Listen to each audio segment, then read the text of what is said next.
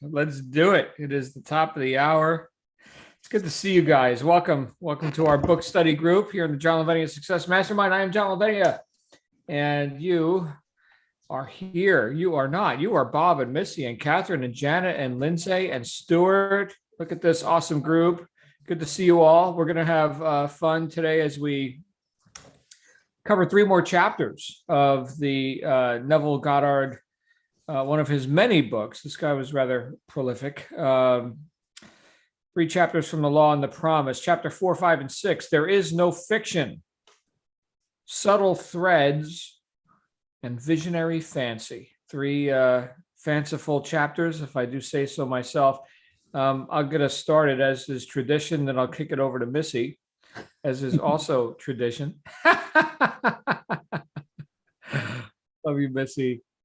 We've got 3 more chapters, 3 more angles on this whole idea of being someone who images stuff, and hopefully doing it deliberately, because I think a lot of times people may not be conscious.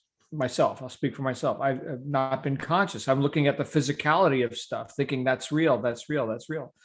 But an imaginist, as did Neville coin that term? An imaginist? Maybe. Perhaps, right? An imaginist sees, what did he say? I think it was in chapter 5 or 6. This is, I think, my favorite thing that I read out of these 3 chapters. In chapter 6, visionary fancy, the first sentence after the Blake quote: "The images of our imagination are the realities of which any physical manifestation is only the shadow." He goes on, if we are faithful to vision, the image will create for itself the only physical manifestation of itself it has a right to make. We speak of the, quote, reality of a thing when we mean its material substance. That is exactly what an imaginist means by its unreality or its shadow. So for me, that was a profundity, right? Especially as someone who considers myself rather objective, right? Which is, I think, good and right and necessary. Let's work with what is, right? I think I could be a crazy person or something and be like, no, nothing's real and all that. But I mean, if we're dealing with physical world, physical universe stuff, we also have to have, a good grasp of objective reality, if these are the tools we're working with. But he just kind of turned that on its head. So I'm interested to see where he all went with this. These 3 chapters, I think the stories, while I'm not a fan of many anecdotes, I think we got a lot of reinforcement in this book with all these different stories where people have applied this whole idea of being an imaginist. So Missy, what do you think about all this? Well, I know he was not a liar, and I don't think any of these people lied to him. He's got thousands of these. I know they're anecdotes. It is true. But with the shadows, if you think of Scrooge, the movie, A Christmas Carol, the Alistair Sim version is the best. And if you think of, I think it's the ghost of Christmas Present, and he takes him to one of the poorhouses, and he says to him, "We are the shadows here," or something, because he said in an earlier chapter, the past isn't something that's sitting over there. It still exists. It's still present. We're just not, our senses are not living in it. So that's why the ghost of Christmas past and present was able to take him to all these places. And it is just within. And once you become consciously aware of what you're doing, that's how you can change your life so quickly. Is Linda Landry here? Because Linda did something yesterday. She is. Linda, you're in here? I'm here. Tell them what you did. Well, it was today. So this morning I was reading the 3 chapters and I thought I would test it.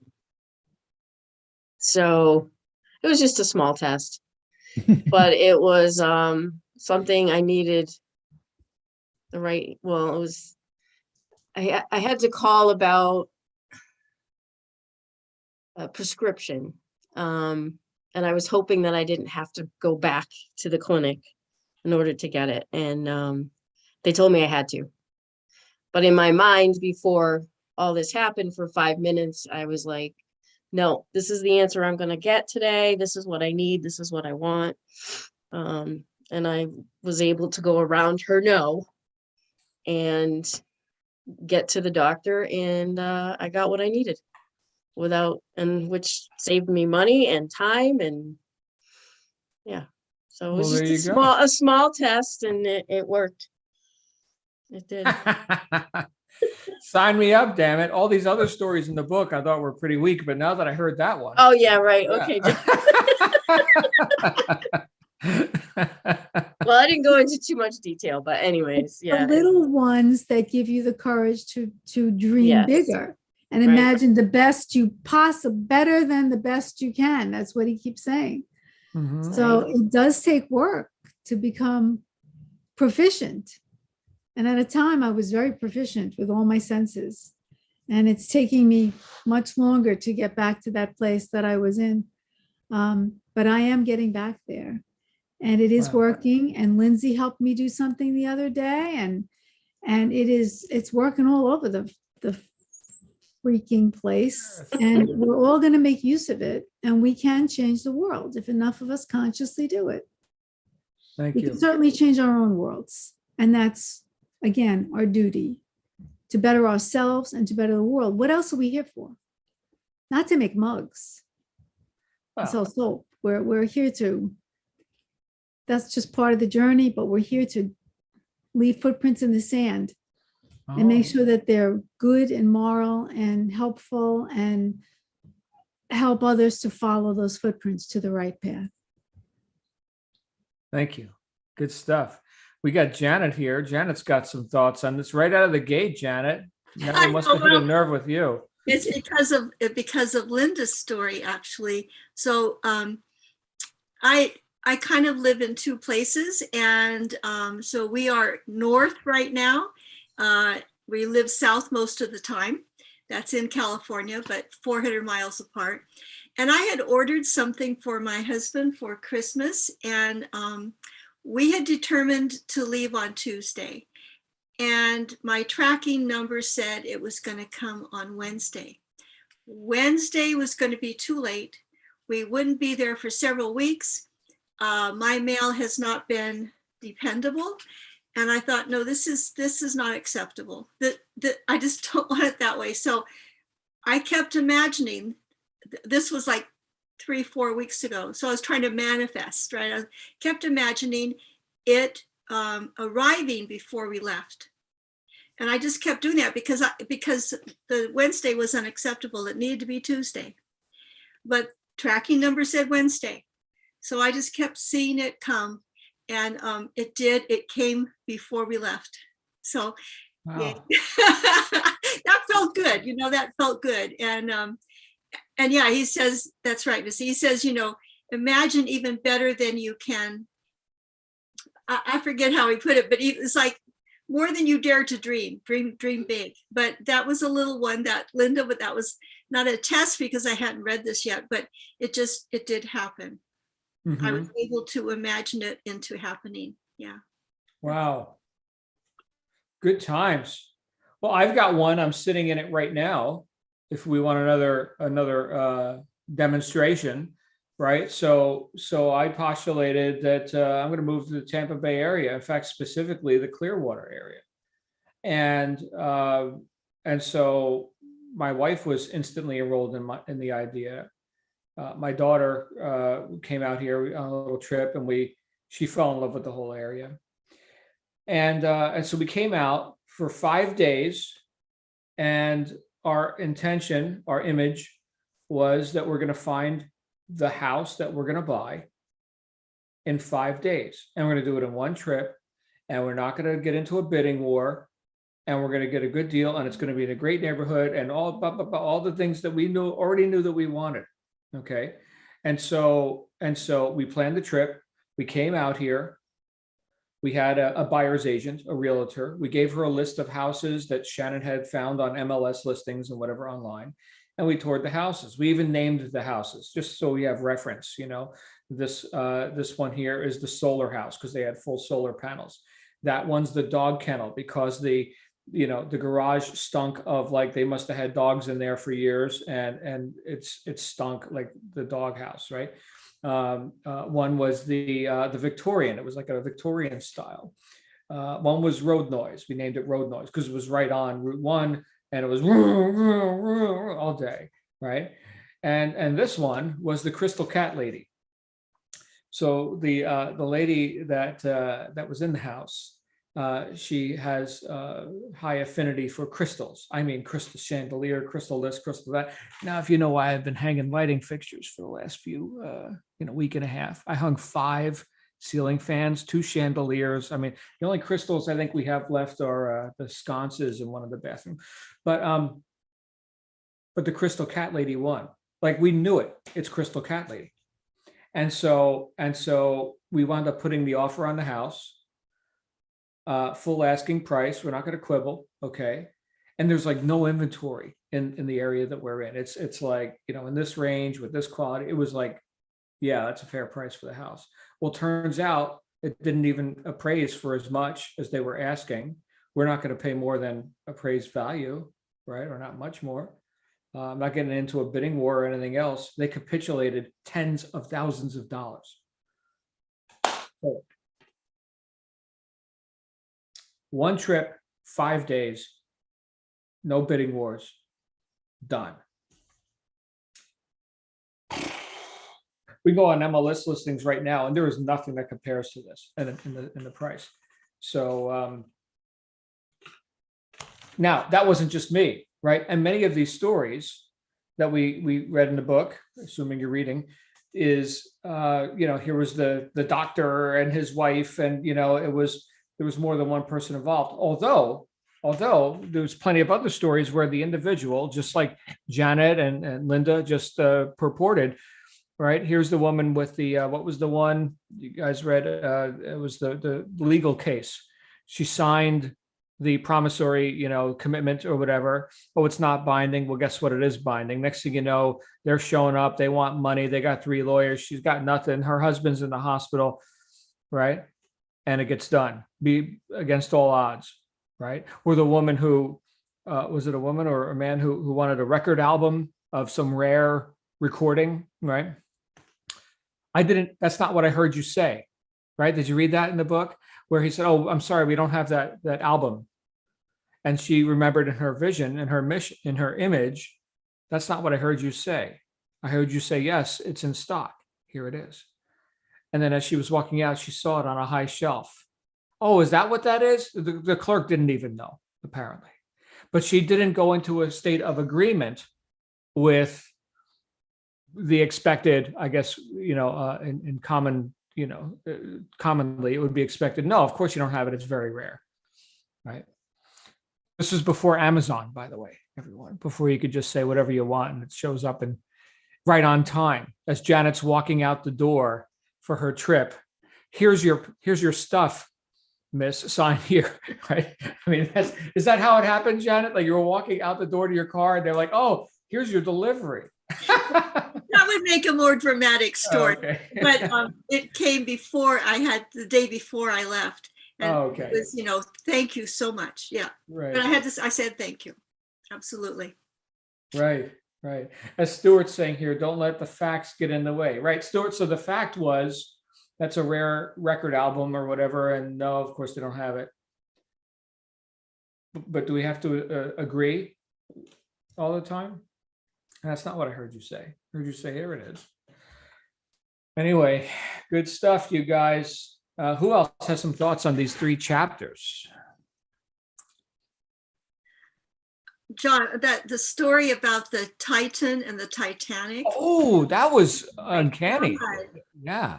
That was spooky. Yeah. Yeah. Did you guys read that where the guy had, the Titan? There's a fictional story, the Titan, and it's an unsinkable ship. And the next thing you know, these buffoons landed on the iceberg and it sinks on the first trip. And then just a couple of years later, the Titanic, which almost the exact measurements as the fictional ship, Done. Stuart, you're up, brother. Yeah, that was pretty cool. I didn't know that about the what was it called? The futility or futility was The name of the book was Futility, I think. Yes. 1898. And yeah, the Titan and the Titanic and the specs of the ships were very similar. Number of passengers, even the fact that there wasn't enough lifeboats for the number of passengers that they had, all those kinds of things. They were both called unsinkable or whatever. Yeah, I thought that was pretty fascinating. Yeah, dude, congrats for manifesting your new place over there in record time, and even better that you managed to save some coin on the deal and no haggling and all that good stuff. So yeah, well done, brother.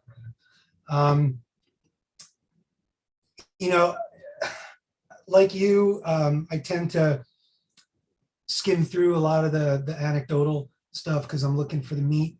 I'm looking for the how-tos.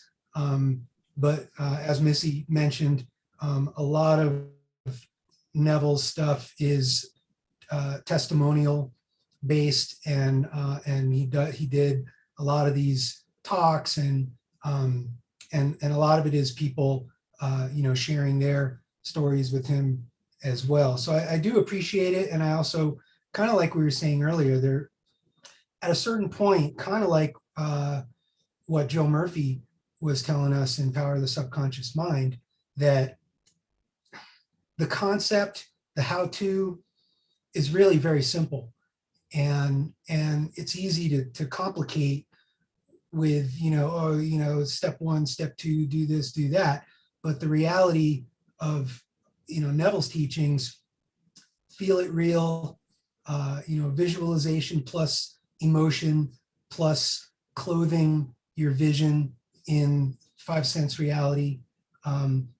As Missy was talking about a couple weeks ago with the robe, feel the robe that you're touching, smell it, as many senses as you can involve in these things.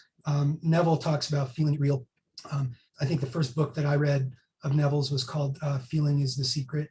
And to me, that's it, And so, yeah, there's a lot of repetition and a lot of anecdotes and things like that. But I think it would be disingenuous for him to try and come up with some overcomplicated system of how to do it, because it really is. And I think people lose it with manifestation and the whole law of attraction thing, and they get so into the details of it, and I don't mean the details of their imagination, but what do you do? What's the secret? How do you do it? Whatever. And I think it's really easy to get lost, but the reality is that it is very simple. I'll just go through some of my notes here. I like that he kind of does some logic stuff in the beginning in the first chapter 4. If an imaginary activity can produce a physical effect, then our physical world must be imaginal, right? And so he's kind of looking at it. And I've heard him say other things almost like the inverse of that, where if something physical can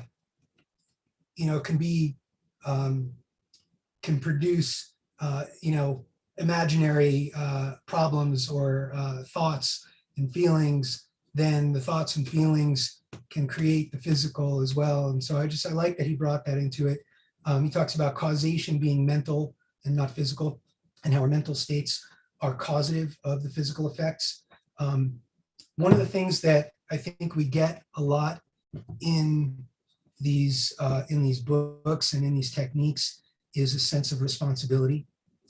And whether it's James Allen or Joe Murphy or Neville Goddard, that there's this almost a warning that with this power, which we all have, comes a certain responsibility. And if we create reality, and it's not just our own reality, right? But the things we think about affect other people.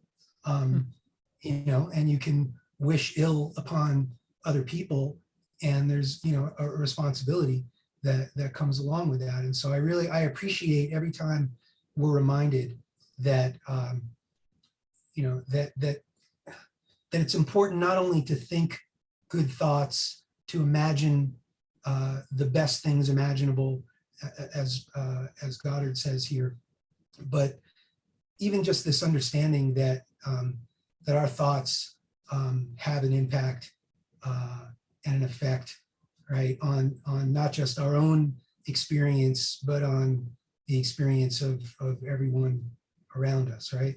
Yeah, you know what, Stuart, on that note, you're talking about power and responsibility. And the phrase "drunks with guns" flashed into my mind. Drunks with guns. Okay, so let's say you have a weapon and you're irresponsible with it. That's not good. You can cause harm, not just to yourself, but to others as well.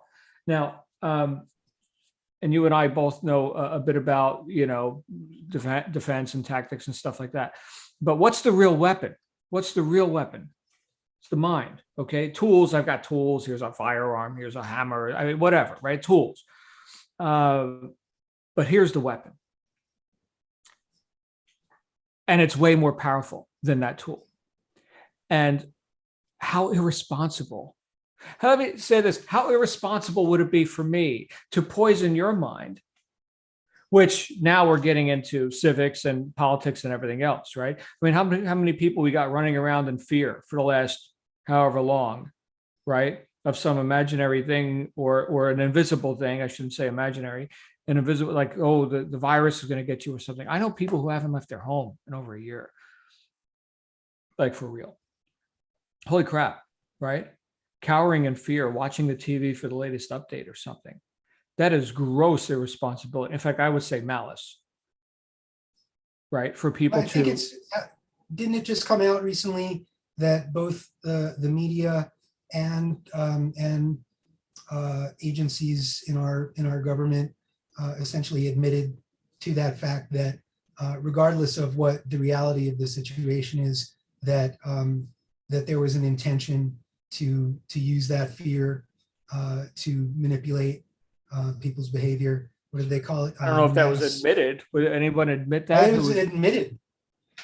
Yeah. Both from, I think from like CNN, there was like a Project Veritas video that somebody got one of the producers to say that. And then there was some other thing about whether it was the CDC or whatever, but yeah, they called it mass formation hysteria or something. Essentially, they used, the term of like a mass psychosis that, was being,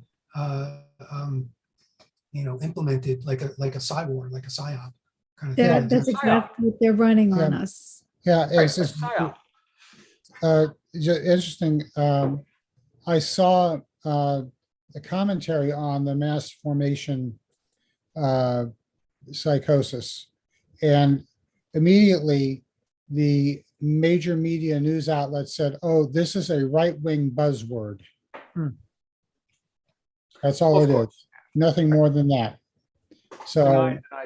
Right. So the fact that Stuart's saying they admitted it, I think, is probably the most remarkable part of that. But I'm just thinking about the responsibility and the power kind of going together, right? Or they should go together. The other thing Stuart mentioned was going in reverse, right? So if this could produce that, well, then that could produce this. This is something I read. It was at Neville. It was also Neville. He talked about the law of reversibility. I mentioned it in my book as well because it had such an impact on me.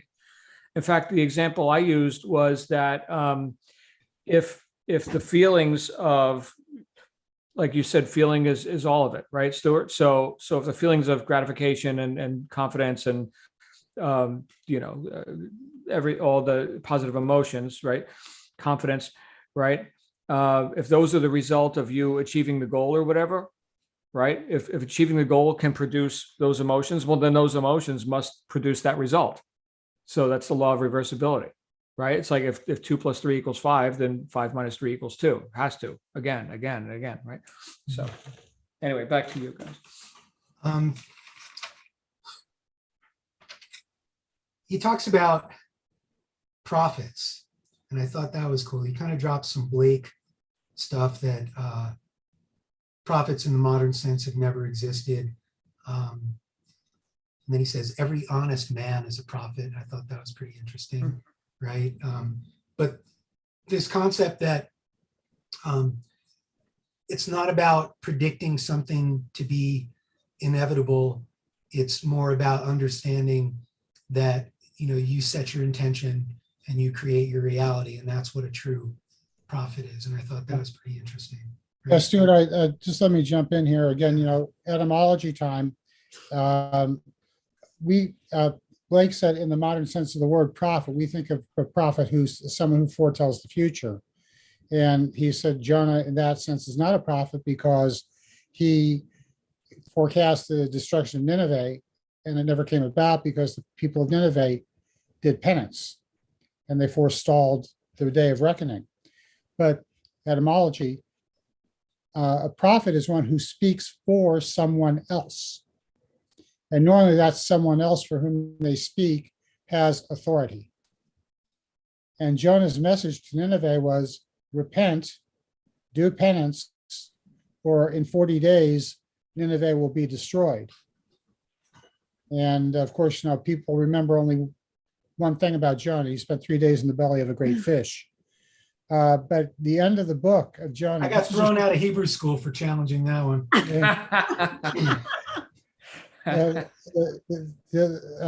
The funny thing about the book is at the end, he gets mad at God because God showed him up. He said, here I was telling the people what was going to happen and you didn't make it happen. But of course, the message got through to the Ninevites, do penance and you won't get destroyed. Was Jonah a dummy or something? Did he not understand? Well, no, well, he was a little bit full of himself because he was a prophet, all right? He put the messenger ahead of the message, so to speak.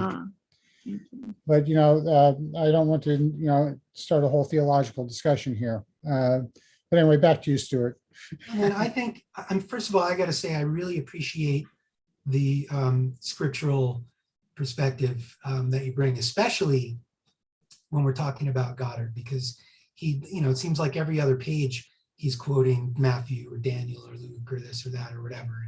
Or Blake. He's all over Blake. He loves Blake. Oh yeah, my God, man. absolutely. Well, Virginia's got her hand up too. Let's get Virginia in here when you got a break there. Well, unmute. No, I just wanted to comment on something that Stuart was saying. Can everybody hear me? Yeah, I got although I'm hearing headsets on. music or something too. I'm sorry. Can you guys turn that down, please? I have grandkids down here. Okay.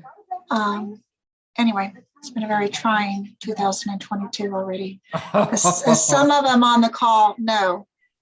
So anyway, I haven't read the book of Jonah recently, but what I remember from the whole story is the reason that he ended up in the belly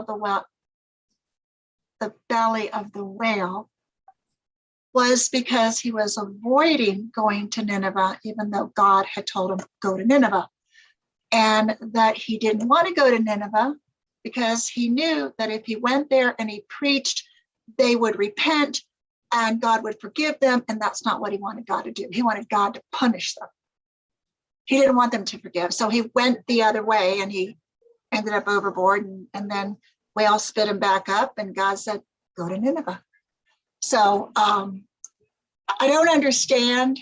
There's a lot I like about Neville Goddard. This is my first book from him, but there's a lot of what I think he picks and chooses. And I don't know why he even referenced Jonah. He's like one of the least prophets of the Bible. There's many more prophets he could have referenced on there. So it seems like he picks out things in some cases to validate his point. But that was one thing I wanted to mention. And there was something else, but I don't remember at the moment. So I'll go back on mute and let you pick back up, Stuart. Pinocchio. Well, I keep thinking about his Pinocchio. He says that he talks a lot about the proof is in the pudding, and that we should test these things, right? And he said to test ourselves, and when we do, we'll discover that the prophet is our own imagination, right? And I thought that was cool. He said the ends run true to their imaginal origins, and that we reap the fruit of forgotten blossom, which is time, he says. And he says, events don't always come up where we have sown the seed. You remember this? And that we may not recognize our own harvest. And so I thought that was really fascinating because, this is just a notion that we don't always remember that we're always creating, right? We don't always remember that the thing that's happening to us, we have responsibility for, bringing into our lives or creating in our lives. And so I just thought that was a somewhat profound point that he made about, the seed doesn't always come up where you plant it, or that you may not even recognize your own harvest. And I think that's a lesson to all of us. Please, Bob, Missy. Yeah, you've actually hit on something I hope we would all discuss as a group here, because you just mentioned that how something that has come up has been previously imagined. And I just wanted to know everyone's take on what we call deja vu. Because, I mean, this is all about developing the imagination, becoming an imaginist, purposeful use of the imagination. But, the imagination is active all the time. And we may find ourselves in a physical surrounding that we know we've never been there before, but we feel like we've been there before. And would this be, in your mind or anybody's mind, kind of a validation of what we call deja vu? It's a synchronicity. We've been there before, but we haven't been there before, but we've been there before in our imagination. Maybe, but it's quicksilver and we can't hold on to it long enough. That's why we. Can my I opinion. speak to that? Mhm. So I'm not so strong in deja vu, but clairvoyance for a while. And I would see something but not understand it. And later on, I would recognize that I had seen it in a vision, but I wasn't there. I recognized where I saw it and how, but it was a kind of a precognitive thing. And when it did actually happen, I said, oh yeah, I saw that. I knew I hadn't been there before, but I knew that I had seen that scene before. It wasn't as clear because it was, I can just think of a couple of things where, I heard a conversation. It was like, oh yeah, I heard that before. Or I saw something, people sitting in my mom's living room doing something. I went, oh yeah, I saw that before. So that one is not what you're asking about deja vu, but it is a clairvoyant thing. And I know that when I saw it, it was not real, but I saw it later as real and knew that I had seen it clairvoyantly. So not what you asked, but it's similar. Okay. Here's what I've experienced is deja vu in the sense that when I've accomplished a goal, it wasn't like, oh, I'm so surprised, jumping up and down, I'm so glad this happened to me. No, it's like, well, of course it did, because I've been imaging it for however long, right? Ivie's here, and she's got something to say, ladies and gentlemen. She who shall not sleep shall now speak. Speaketh, Ivie. Hi, John. Hello, Hey, everyone. girl. So I think for me, deja vu is a combination of what you've just said, John, and what Janet was saying.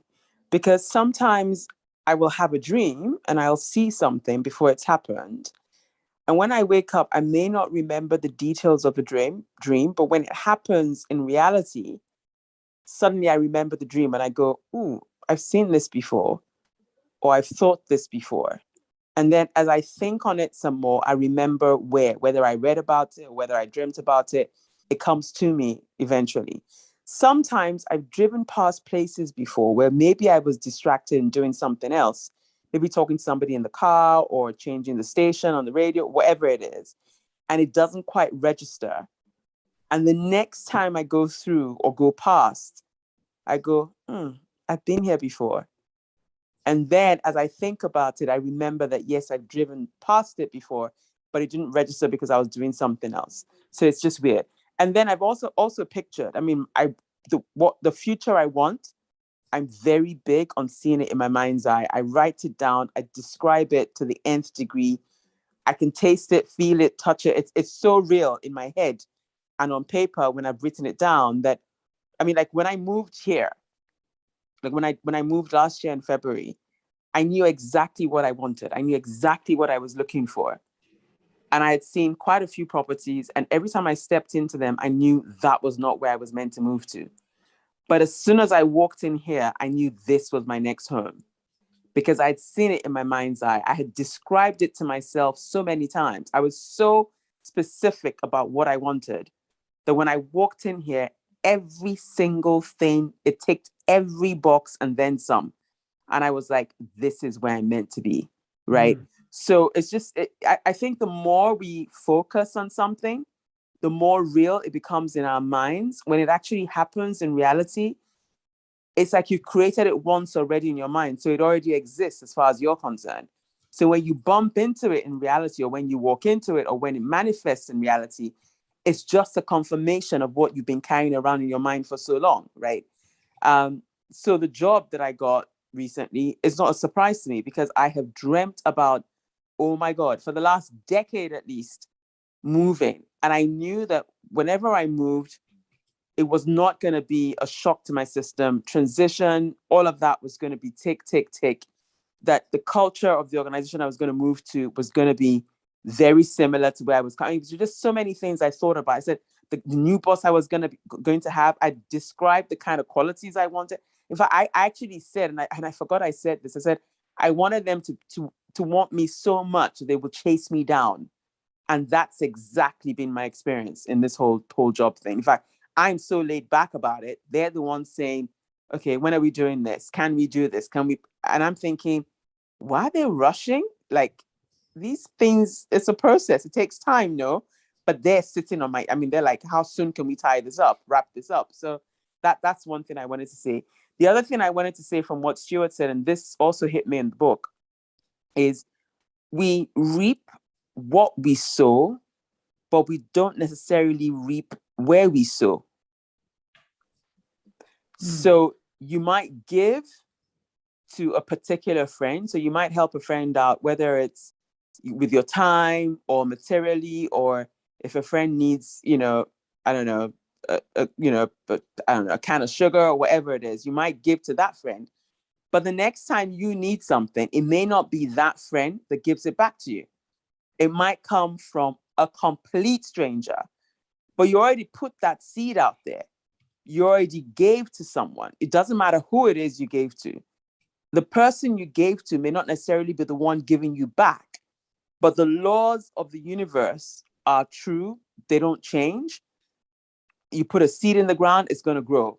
It may not grow where you put it because birds can come, pick on that seed and in flight drop it, and it drops somewhere else. But that seed is still going to sprout, right? So I've always known that I would reap what I sow, but not necessarily where I sow. So when I give and when I do charitable works and stuff like that, I don't expect the returns from that particular avenue, but I believe that the returns will come. Where they're going to come from, I don't worry about it.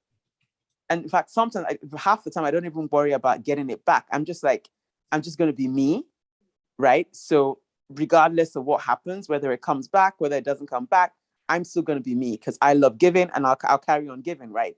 But I found that for some people, and I was talking to a friend of mine the other day, and I said to her, you must have done something good in a past life, because she was saying she doesn't understand why I'm so kind to her. Like, all she has to do is say to me she's having a bad day, or she's hurting, she can't get to the store or whatever. And I show up at her door with a bag of groceries or whatever it is.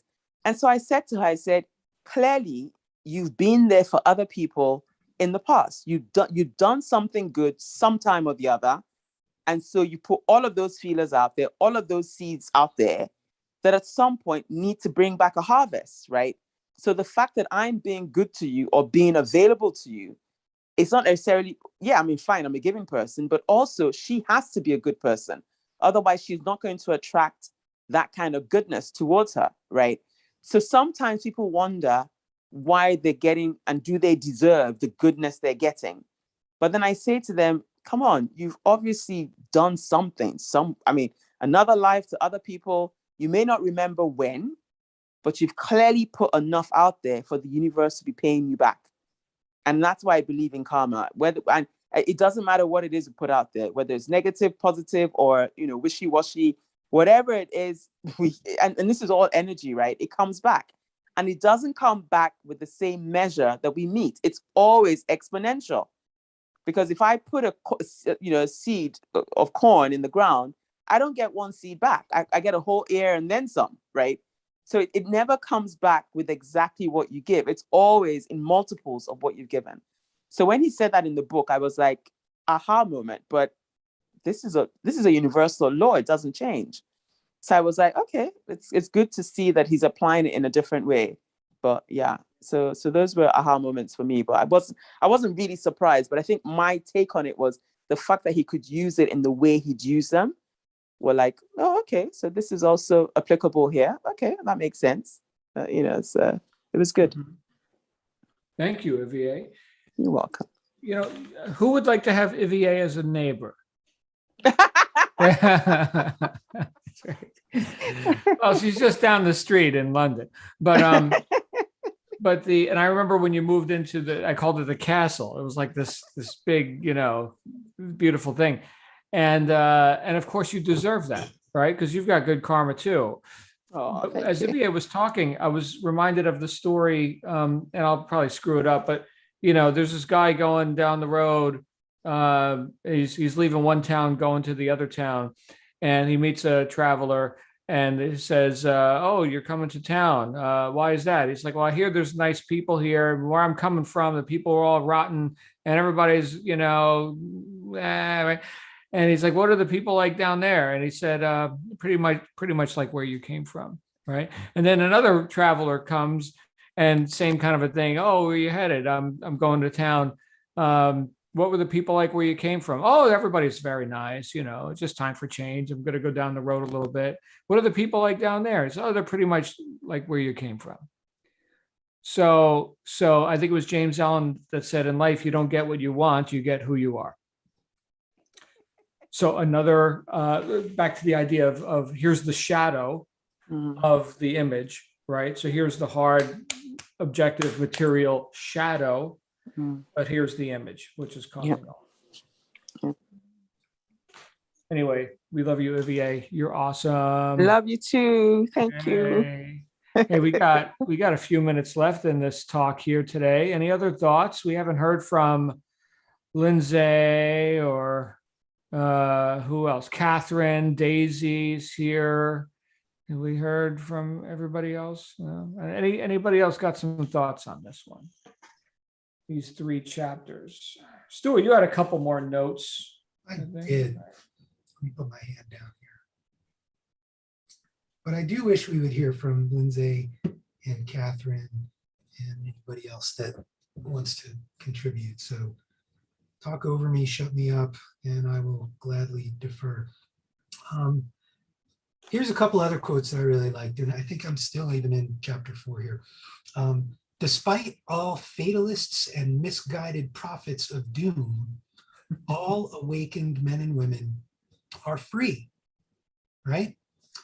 Because they know that they create their own reality through their imagination, right? And so this is the old, it's been said a zillion times in a zillion different ways, right? But I think this adds a little bit of flavor to it. But the reality of you're as free as you believe yourself to be, but this kind of gives it another twist because it gives you a tool, right, to change your circumstances or your surroundings. Whereas I think most other references to being free in your mind just have to do with a certain state of being or a certain state of understanding, not so much the ability to really change your circumstances. So I thought that was pretty cool. And then he drops a Yeats quote about rewriting our own histories, and that all imaginative people must be forever. And he's dropping some magic references, casting, enchantments and glamours and illusions and things like that. But the concept of rewriting our history, right? Going back to that revision thing, I thought was pretty cool. In chapter 5, he reminds us again that nothing happens by a power of its own, and that events happen because of stable imaginal activities, and they continue as a result of persistent imaginal acts. There's something in here about goose pimples, and you may have heard me say this, John, but and I think Ivier, you might remember me saying this last year, but that's actually one of my litmus tests for feeling it real, is if I can bring myself to feeling goosebumps, then I know that I've brought up enough of those feelings and emotions that clothe my vision in reality, or in 5 sense reality. Is if I can bring myself to shudder or get the chills or goosebumps, right? Then that to me is like you're on the right path in terms of feeling it real. Right? And then he talks about imagining the end with all the feeling, and again that visualization plus emotion plus all the details of the 5 sense reality. And then he gets into the imaginist thing. So that was kind of a new word for me. I thought that was very cool. And he drops a quote by Anthony Eden. I don't know who that is. I was going to look it up and I didn't. But an assumption, though false, if persisted in, will harden into fact. And that kind of reminds me of William James in The Will to Believe, and just believing in something until it becomes real. Or you don't need proof. You don't need evidence, right? It's not an evidence-based act. That it's belief in the unseen reality. Please, Virginia. Virginia. I was turning to a bouncy child over here, telling them to please stop bouncing. Okay. Yeah, I just wanted to. Can you hear me okay? Yeah. Okay. I just wanted to jump in on the end of chapter 4. The last sentence in my book says, "There is no fiction. Imagine better than the best you know." So that really resonated well with me. As I said, there's some Neville Goddard stuff I like, and some that I just want to call Paul Harvey and ask him to give us the rest of the story, because in chapter 5, Subtle Threads, where he gives the example about the guy going to the racetrack. I think there was 2 of them in there. I want to know what the rest of the story is. So he won the first time, and then he won again. He got a check for $84,000. If that happens to you, you're going to keep going to the racetrack. Well, he did. You're not just going to again and again and again and again. So we don't know the rest of the story. We just know that a couple of times he went, and it's reported that TK, whoever he is, was successful. But how many more times did TK go and lose money? So I part of what I object to is not being able to validate his claims. He quotes Blake. Okay, we know who he is. When he referenced someone's name, we could actually look that up. But he gives these examples which sound wonderful, and we want to believe, and maybe it all is legitimate, but there's no way to verify his claims in my imagination, or my thought. And into chapter 6, the visionary fancy. I was talking to Linda earlier today, and I kept saying, I'm going to go around and say, that's not what I heard you say. So everybody time somebody tells me, oh, I can't afford a Beamer, or I can't this, I'm like, that is not what I heard you say. I'm going to hear you say that, yes, you can absolutely incorporate this into your daily life, and you do have the income for it, and you do have the wherewithal. So I really like that example.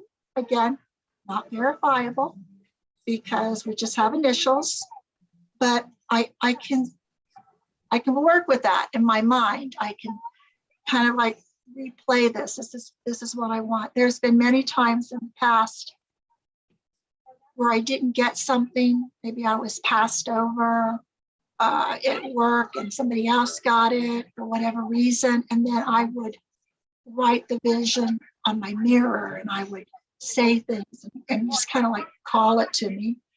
I haven't done so much of the fast forward, see yourself in it, looking back type. And I want to incorporate that. But yeah, they came to pass, where it didn't maybe happen when I wanted it to, but it did happen. Your imagination is most creative when you imagine things as you desire them to be, building a new experience out of a dream of fancy.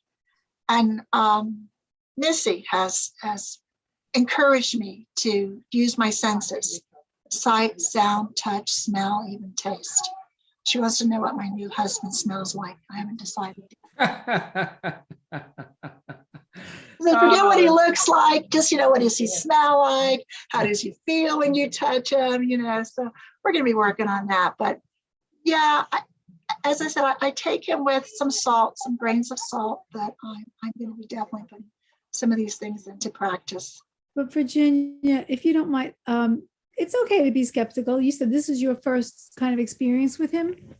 If you start listening to all his lectures and you hear his family history, and they're still known in Barbados, is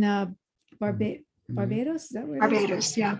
And just his own family alone, and just the way he lived his life, he had no need to write these books. He had no need for the money for these books. He probably gave it to somebody else. It's not in this book, I don't think, but there's a story of a woman who had been to his lectures, and in her apartment building in New York City, there were these kids who were really noisy. They ran out in the hall, and she kept saying to herself, she was doing it, I want these people out of this building. I want them gone. And like a few days later, the mother was in a car accident, was killed, and the children were taken away. And she came to him in a state of, I've murdered this woman, thinking, and he had to calm her down. And it is a responsibility to creatively use your mind. She has nothing to feel guilty for. She didn't kill this woman. She didn't wish death on the woman, but there is power in what we say. So, but you maybe need to read a little bit about his history to see the type of man that he was. He also knew when he was just about to die, there was nothing wrong with him. And he said, this is my last lecture. And very shortly after that, I think he had a brain hemorrhage or something like that. And I took it quietly. And he was put here for a reason. And he's given us some wonderful tools. And you can take it with a grain of salt, but why not use it? Because you have nothing to lose. Just don't wish your grandchildren to be. But your husband, your future husband, just smell his cologne, not what does he smell? Just make it gentle, quick, just touch his sleeve, and the more you do it, the more skilled you'll become in making these. And I'm saying this and I can't even do it again. I had this feeling like I'm getting it. Well, you already have a husband. No, not for that. Using his tools. What did I smell like? You smell great, Bob. Yum. You smell yum. Anyway, just read about him. I did do some research. I'll do more. I do want to say one thing. When I got divorced in 2006, it took a long time. We got divorced in February. The house didn't sell till December. And I did the whole St. Joseph statue in the ground thing, sold within like 10 days after we did that. Okay, you can go look that up if you want. But The lady who bought it was retiring at an early age from Bank of America in Orlando. And we were out in the country a little bit in Claremont. And she just kept saying, I just want to move here and die. I just love your house. I just want to move here and die. She did within 2 years of cancer. Hmm. You know, so I don't know who Where's has my that? house now, but it's not there yet. Anyway, just be careful what we say is so true. Thank you. Stuart says St. Joseph and the smell of cookies. And that is the theme for tonight, ladies and gentlemen. Any closing comments, Stuart? I got maybe one or two more things to say about the end of chapter 6 here. First of all, again, another profundity to me is, and one of the things that I've lived my life by is conformity kills. And so, you know, when he says nothing is so fatal as conformity, that just hit me like an arrow in the heart. And And that second sentence too, I had to look up Gert. I totally looked that up. So he says we must not, again, this is like the don't let facts get in the way, but with an interesting twist, right? So he says we must not allow ourselves to be girt about. Is that what you're talking about? Yes. We must not allow ourselves to be girt about by, and my book said ringed fixity, but maybe it's rigid fixity. No, ringed or ringed, and which makes sense with Gert, which is the past participle of gird, which is Virginia, to. can you mute up? Yeah, we'll mute Virginia's grandkids. I just clicked. All right, very good. But to girt, like a belt to wrap around, right? A girder, right? And so to be girt, how did he say it? To be girt about by the ringed fixity or fixity of facts. So in other words, to go into agreement with all of that which is surrounding you as appearances. All right, but I looked this up, and maybe Bob will chime in here. There's a biblical reference to being girded, and it's from Ephesians, and it talks about to gird one's loins and not to be girt about by the truth. And very interesting about girding one's loins, and it talks about, and I kind of looked up the reference a little bit, and it was really just about being instead of, you know, about being prepared for everything, but it's this Ephesians 6:14, and again, I looked it up, and I looked up the reference to girt, and of course, yeah, it's talking about being girded and girdled, but the next thing that came up in my search were these biblical references to Ephesians. So if you didn't know, I'm assuming that he's any kind of biblical reference in these books, I'm assuming is intentional by Neville. But anyway, I don't think that one was biblical. Maybe not. I don't think. Yeah, I mean, to gird one's I just wanted loins, to say loins. Yeah, to gird one's loins, it says here in the dictionary, prepare oneself for something difficult or challenging. I don't know if that works in the sentence. I like the other definition. I do too. To be good, but it says the quote from Ephesians is, "Do not allow yourself to be girt about with truth."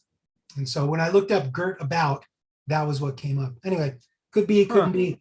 Thought it was interesting. And then the last thing, and Virginia, you dropped this quote that our imagination is most creative when we imagine things that we desire or as we desire them to be. And I wrote desire in all caps, a la Napoleon Hill, right? Because to me, the reference here is not just so much desire with a small d in the sense of just something we want, but something that we crave in our soul, right? Something that we have a passion and emotion that's connected to. So I just, I want to echo that in terms of, and this is really what Napoleon Hill tells us too, is that, if we want to create our reality, if we want the wish fulfilled, it has to come from a burning desire, right? Not just something we want, but something that we have to have from a soul level. Don't you think, John? Yeah. Yeah. I mean, no matter what, studies or faith or background we're all coming from, I think just reading this and having considerations on it reveals that there's a bigger game afoot than just, what we're doing here physically. So, we're existing, well, I'll tell you what my belief is, that we're existing in multiple planes, right? It's not just physicality. So there's something much deeper here. And I think however this book makes you feel, and granted, this is our first Neville book, right? I didn't know that we would ever read Neville in this group, but I guess we've gotten through all the basics. So now we're going down a few rabbit holes. But how does it make you feel when you get these ideas? I know Virginia mentioned, a bit of, possibly some skepticism. Well, I don't know who this TK guy is or whatever. Can someone else corroborate that?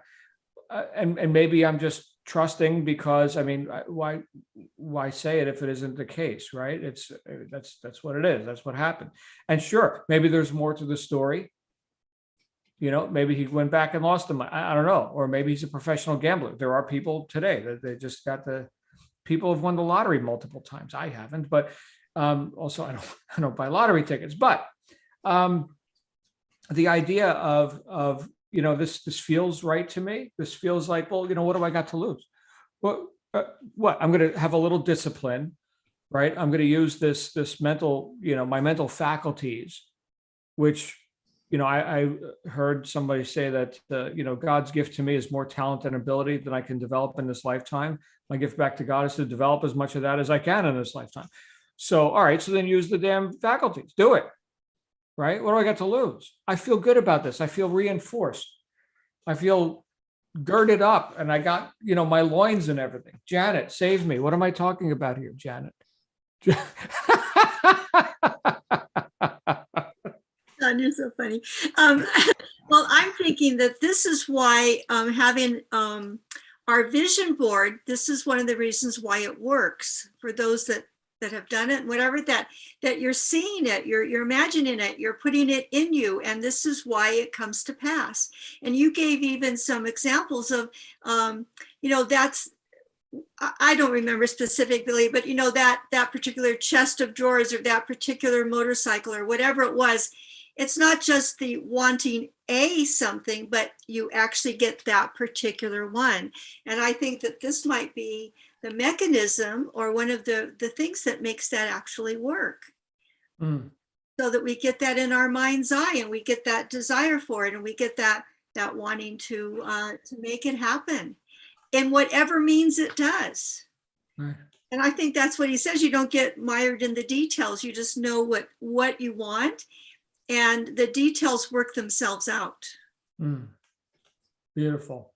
So I don't know if I saved you, but I said in the chat that I'm starting to, it's like, no, whatever car, I'm good, whatever. But now I'm starting to think beyond my wildest things. It's like, I really would like to live in a place that has a workshop for me, that has the Melvin Belli type library that I saw in San Francisco that I have never, ever forgotten, that I would love to have my library look like that I would like to have a place where I'm not having to come up with rent every month for my apartments, and where I can do my work and have things nice. And, I'm starting to envision that room by room. I'm maybe not how EVA is so great at manifesting, but it's starting to form now.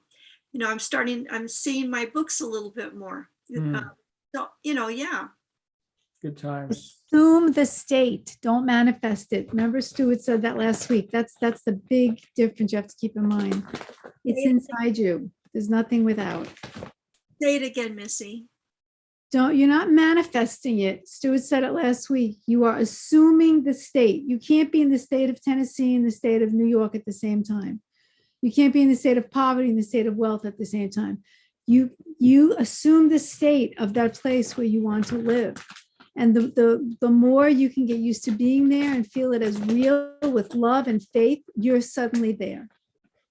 and it happens, and you're going to make it happen. There you go.